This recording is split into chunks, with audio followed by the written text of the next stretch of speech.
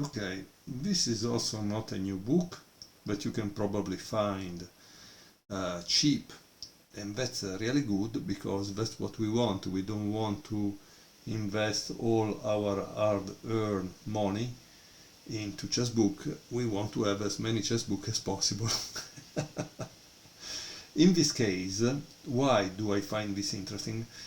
Because Ulf Andersson was really a great player, and I want to find an opening repertoire that it will make my opponent start to think from move one, and this is what this repertoire is about. So I want to show you one thing. At the end of the book, there is the index of the variations, and it starts here, where it actually gives you a repertoire for all the possible moves by Black and how Ulf Andersson neutralized them. And then, of course, you have the main corpus of the main body of the book, where you learn through Ulf Andersson's game. So I will now show you some of them, okay? Okay, now let's see a game from this book. In reality, I would like to show many games because this repertoire is particularly flexible. Because you see, when you play knight f3, you're not letting your opponent know what you want to do, right? You could, yes, play d4, but then you could also play e4 or c4. You could even play b3. So it's kind of really flexible, this type of repertoire. And so I think we can learn a lot from this book that is also about the games by Ulf Andersson.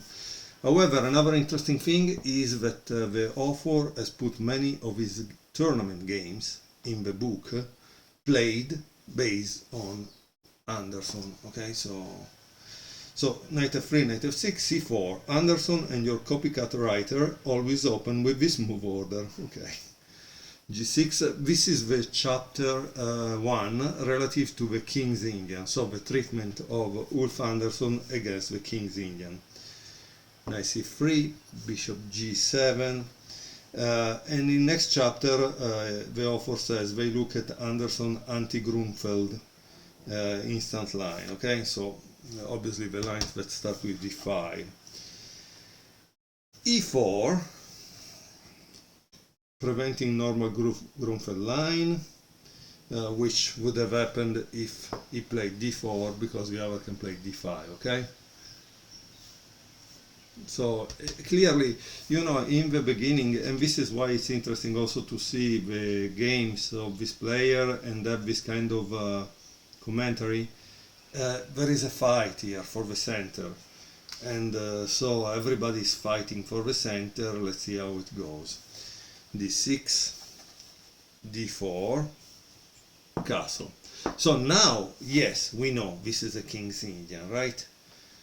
Bishop e2, e5, and he takes e5. Ulf attempts to revive a museum variation. After going through this book, it may appear to you that Ulf Andersson's hero, and by extension mine too, is Neville Chamberlain, whose policy was to appease his oppressor. This is an illusion. Andersson simply lures his opponent into Ulf world, where simplicity and subtlety are concepts to be weaponized. When we defy mainstream theory, we directly give challenge to the pervading chess culture by going rogue. As you will see throughout this book, Andersson's policy is 1. An early release of a pawn tension. Okay, so that's what he did. An early queen swap, so I want to exchange the queens. Reach a position of both simplicity and clarity, suited for a pure strategist. Yeah, so probably one must know, first of all, one's own style. If you like maybe tactical skirmishes, clearly this is not your opening repertoire. D takes c5, and queen takes d8. Here the author asks, wouldn't you swap if your rating instantly went up 100 points after the queens were removed from the board? When I show students my games from this position, they ask me, isn't this a dead draw? I respond in the quiet, dignified voice of the one who knows better and gives wise counsel, no. You will see from this chapter that if you master the subtleties of this line, it can be a point machine. Of course, objectively for now, black lives happily, but I'm not so certain about the ever after part of the story. So yes, the style is important, and probably also to know the endgame is important, and then to have a fighting spirit, right? By the way, this game, I didn't mention it, it was Ulf Andersson versus Robert Byrne in Sao Paulo in 1979.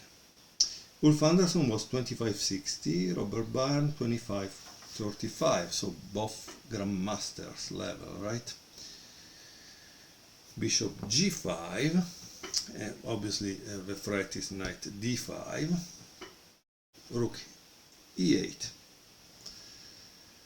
Black releases himself from the pin. This is black's main move by a 4-to-1 ratio. Later in the chapter we examine, so as we can see, the author of the book examine also other moves. c6, knight a6, knight b d7, and rook f8. So there are 4 different moves that will be examined. That's interesting. By the way, it seems there is also another 2 moves that are possible, but that are not good. h6, it seems, is wrong.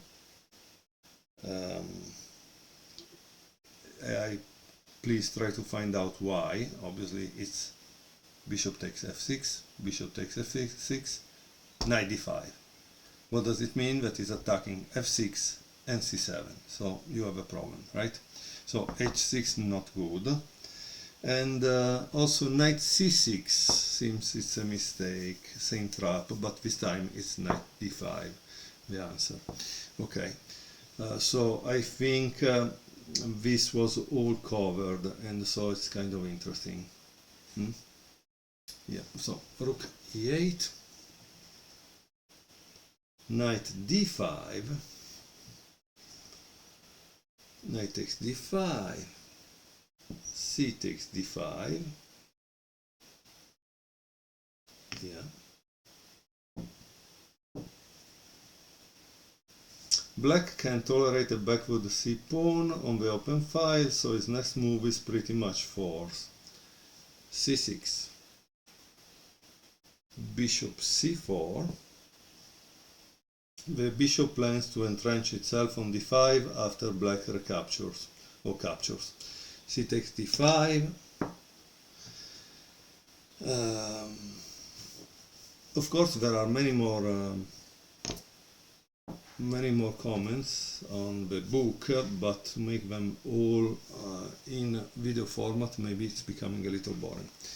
Knight d7, this is what I was thinking, because in any case this entrenchment, this outpost, it needs to be in some way removed, right? Knight d2 and knight b6. Okay. It seems that Lakdawala also played this position and gives it in the comment.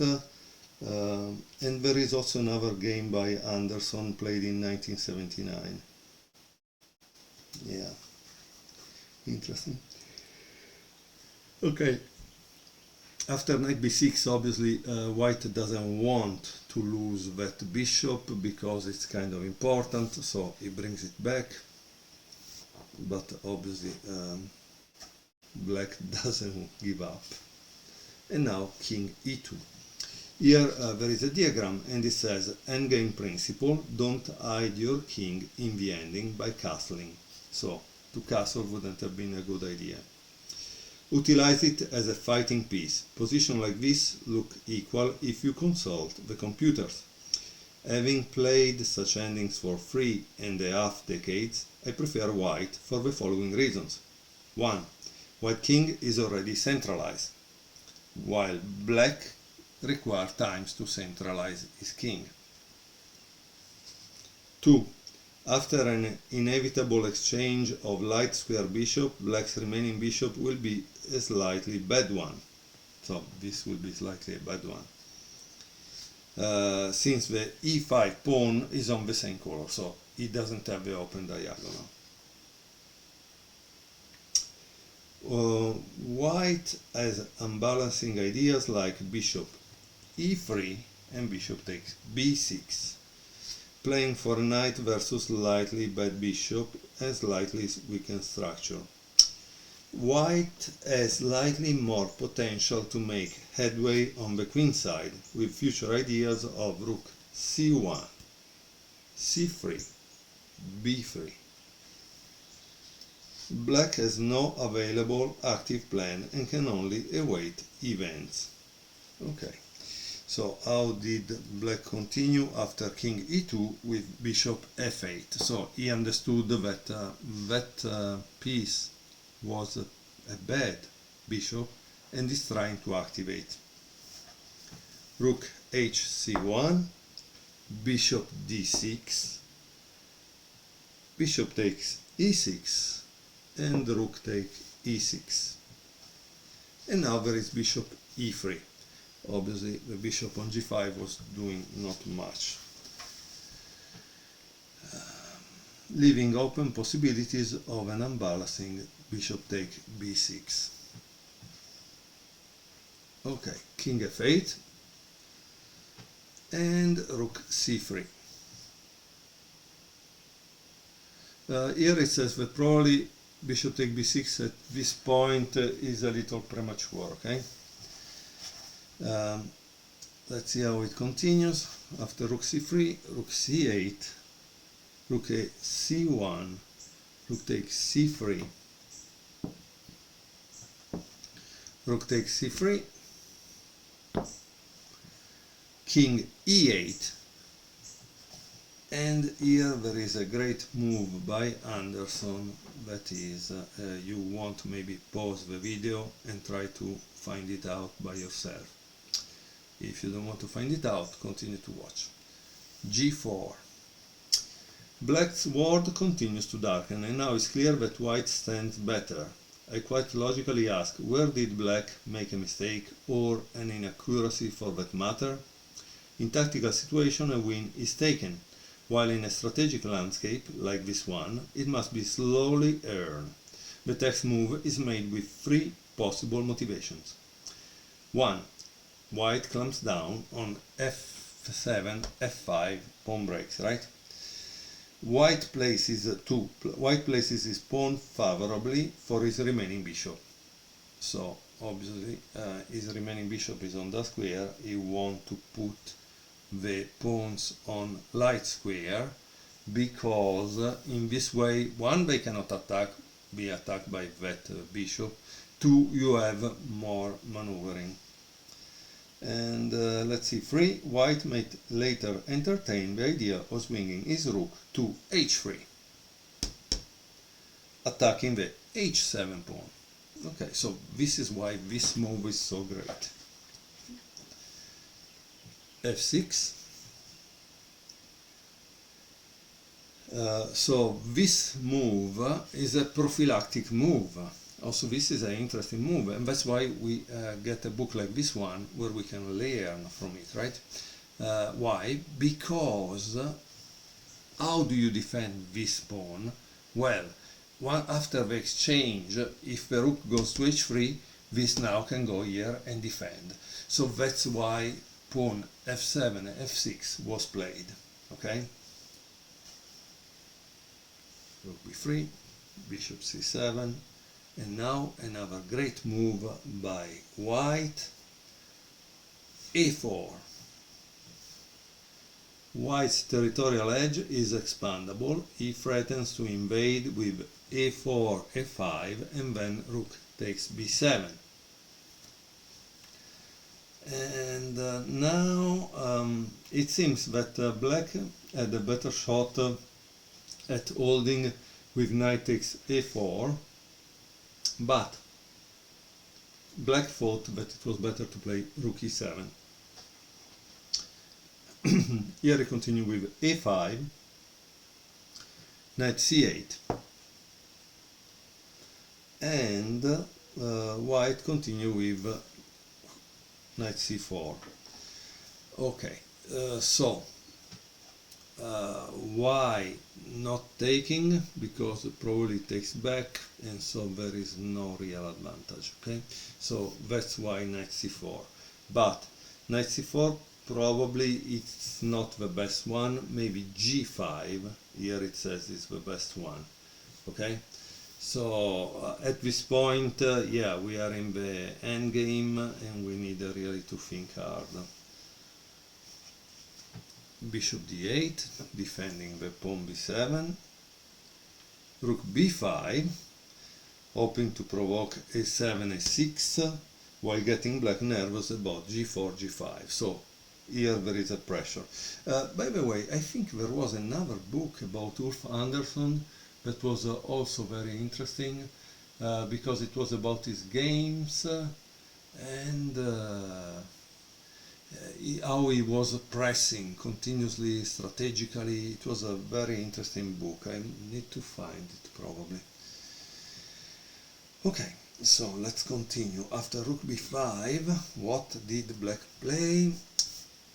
Rook c7, b3, a6, rook d5, and rook d7. Black chances of saving the game rise if he removes white's active rook. g5, an unbalancing try. Let's see what happens. Rook takes d5, e takes d5, f takes g5. It seems maybe it was better f5 instead of taking. And now think for a second that what would you play if you were white, okay? Because this is typical of the endgame. The move that Andersson played was king d3. A mistake would have been knight takes e5, and here you can see the note in the book. And obviously you cannot take on g5 because it's protected by the bishop d8, okay? So king d3, g4, this is it seems is not so good. It seems the best move was probably this one, bishop c7. But let's see what happens, okay? g4, king e4, bishop e7, and knight takes e5. Again, here it would have been better to play king takes e5, because the knight is posted well on this outpost. Or at least this is the comment, okay? So don't kill the messenger, just kill the author eventually, but not me. Bishop b4, not so good. Because it seems that the knight d6 was better. Here there is a line that is like 7 moves long, and yes, we need to do a lot of visualization in the endgame, so that's why it's difficult. But at the same time, the problem today is that this game was played in 1979, so obviously they had long time control. Today I don't think we would have that kind of time, so I don't know how we would do it. Knight takes g4, bishop takes a5, and now king e5. White king position coupled with his pass d pawn decide the game. King e7, bishop c5, king f7, d6, knight b6. And in this book there are also exercises. For example, in this position the author puts a diagram and asks you the following question. We have a critical decision before us. Should white chop the b6 knight or should he refrain? I also thought about that because the first thing I thought is how do you advance here, no? But the problem is once you take this, black is controlling this. So if he's controlling the promoting square, I don't know how it works. But the answer is yes. Boom, you have to take on b6. That's interesting, right? Bishop take b6. King d5, bishop d8, and the king, knight e5, and here is the end of a game. White won, probably black resigned. When black loses in such unlosable opening line, is like a flat earther who finally realized that the earth is round. Obviously, this is the author's opinion, not mine. I don't know if the earth is round, spherical, triangular, flat, or whatever. Okay, so again, once more, don't kill the messenger, go to knock at the author door. Here he gives a line, king f6, knight d3, with a threat is knight g5, okay, so this is interesting, but let's see, threat 44, if, let's say, if plays this, let's see what happens, okay.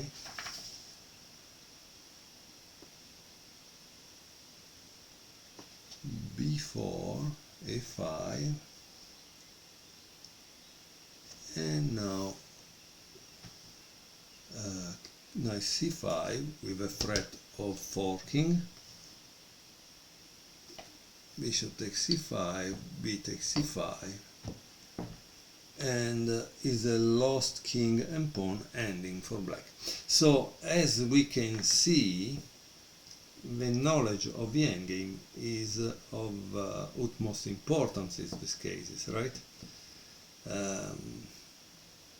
Okay, that's very interesting. I think everyone who buy this book should, however, try to play this kind of endgame against an engine and see how it goes, okay? I hope you enjoyed this fourth game.